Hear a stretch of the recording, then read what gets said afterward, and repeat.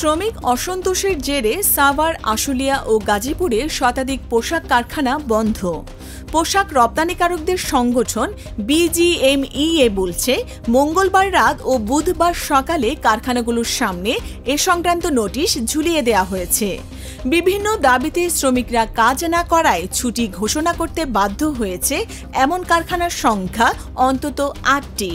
বেতন ভাতার দাবিতে চন্দ্রা নবীনগর সড়ক অবরোধ করে বিক্ষোভ করছেন বেক্সিমকো ইন্ডাস্ট্রিয়াল পার্কের শ্রমিকরা। গাজীপুর সিটি কর্পোরেশনের ভবানীপুর এলাকায় বিগ বস নামে একটি পোশাক কারখানায় আগুন দেওয়া হয়েছে।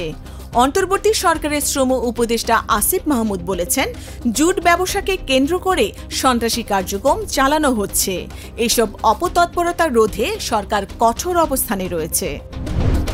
নাটোরে বৈষম্য বিরোধী ছাত্র আন্দোলনের দুপক্ষের মধ্যে সংঘর্ষ হয়েছে। বুধবার দুপুরে শহরের আলাইপুরে অনিমা চৌধুরী অডিটোরিয়ামে এই ঘটনা ঘটে।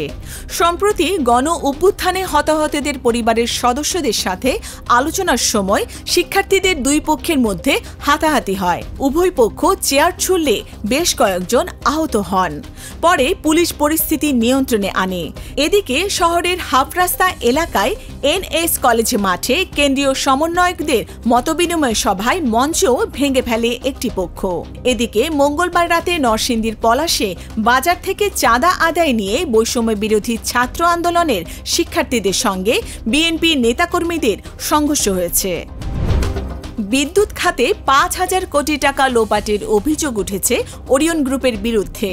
বুধবার একটি জাতীয় দৈনিকের খবরে বলা হয়, গত ১৫.৫ বছরে বেসরকারি বিদ্যুৎ খাতে যে মহা লুটপাট হয়, সেখানে ওরিয়ন গ্রুপের আগ্রাসন ছিল ভয়াবহ।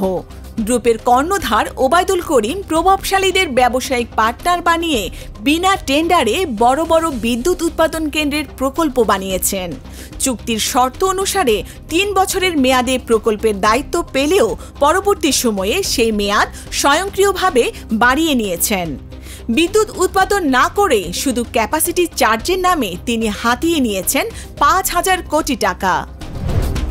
যুক্তরাষ্ট্রের আসন্ন প্রেসিডেন্ট নির্বাচনে ডেমোক্র্যাট প্রার্থী কমলা হ্যারিস এবং রিপাবলিকান প্রার্থী ডোনাল্ড ট্রাম্প প্রথমবারের মতো বিতর্ক অনুষ্ঠানে মুখোমুখি হয়েছেন।